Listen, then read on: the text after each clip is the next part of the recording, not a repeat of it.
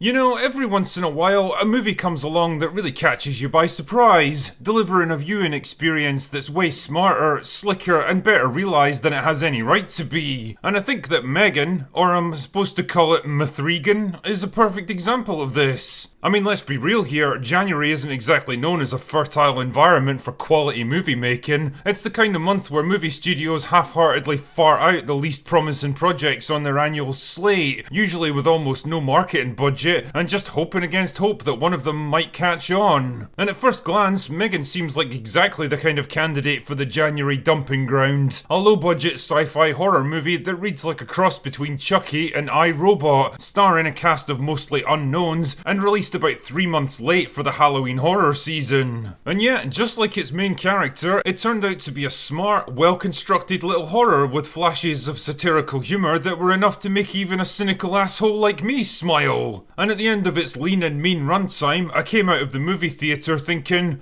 yeah, that was alright actually. The movie centres around a young girl named Katie who loses her parents in a freak car accident. With no other family left to take her in, she's sent to live with her Aunt Gemma, a workaholic robotics engineer who specialises in developing artificially intelligent toys for kids. The new living situation doesn't go very well at first. Gemma doesn't know how to look after kids, or really interact with other humans, to be honest. I love how her only real reaction to the news of her sister's death is a 5-second scene where she looks at a picture of her with a vaguely sad expression on her face. Anyway, things take a turn for the better when Gemma finally completes her latest project, M3GAN, an artificially intelligent life-size doll designed to be the perfect friend to whoever she's paired with. Straight away she helps bring Katie out of her grief and loneliness, and when Gemma's superiors see M3GAN in action, they quickly realise the enormous sales potential and decide to make it their flagship product. Great stuff indeed, but all is not well in the world of M3GAN. The more time she spends with Katie, the more M3GAN begins acting outside of her programming, saying things that she's not supposed to, turning herself on and off at will, and even taking action into her own hands when she thinks something might be threatening her mission. It's the well-worn trope of the artificially intelligent machine grown beyond the control of its creators, slowly turning from a benign companion into a brutal killer. The difference in this case is that it's all housed inside the physical body of a 10-year-old girl. Making an effective satire of the horror genre involves walking a real tightrope because it's very easy to lean a little too far in either direction and lose your audience. Make the satirical elements too subtle and they might just pass people by, leaving them with nothing but the vague sense that they watched something a bit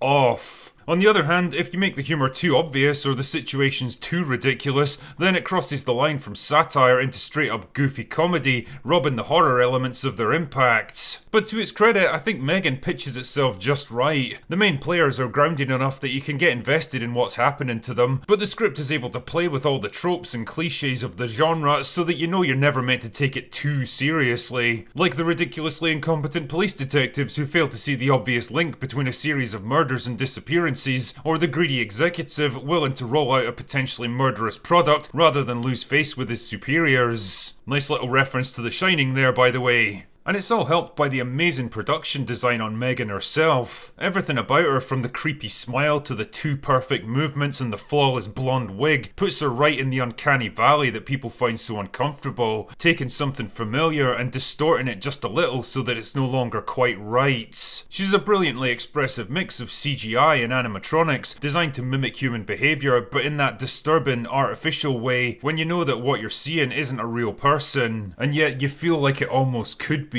James Wan's obviously no stranger to the horror satire film, and I think the obvious movie to compare this to would be *Malignant*. But the thing is, I think overall M3GAN's a stronger and more confident kind of movie that comes across as more polished, more subtle, and more intelligent than his previous effort. Because like any good satire, it actually manages to make some interesting points about bigger topics. I mean, the most obvious one about the dangers of artificial intelligence evolving beyond its original function is probably the least interesting here, but it's also the one that gets mocked the most in the course of the story. A more serious movie would have portrayed M3GAN as a kind of tragic Frankenstein's monster of a character, genuinely believing that she was just doing what she was programmed to do, but in this case, they just said, fuck it, we'll make her straight up evil by the end because it's funny. That being said, there's also more subtle and interesting stuff woven into the story, like our increasing reliance on on technology to keep our children amused and distracted, and how greedy companies are all too eager to play on the angst and guilt of the stressed, tired, overworked parents who don't have time to actually be with their kids. It's the capitalism paradox taken to its logical conclusion, people working themselves to death in jobs they hate so they can buy massively expensive solutions to problems that only exist because they're working so much in the first place. Damn, this is like Inception levels of satirical observation now.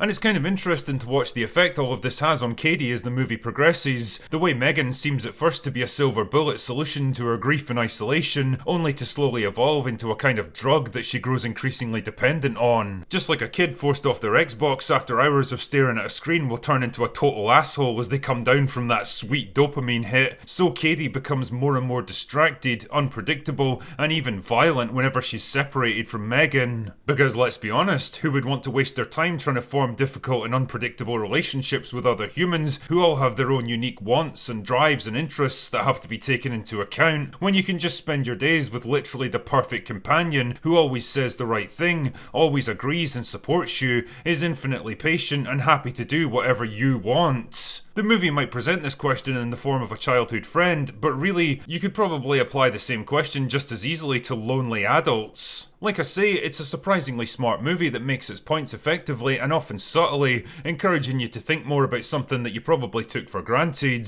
And I guess that's my big takeaway from M3GAN. It's a film that does a surprising amount with its fairly simple premise, exploring ideas that are more relevant to modern culture than most people would care to admit, and doing it all with a wicked sense of tongue-in-cheek humour that never quite outstays its welcome. And as far as I'm concerned, that's a massive fucking win over most movies these days. Anyway, that's all I've got for today. Go away now.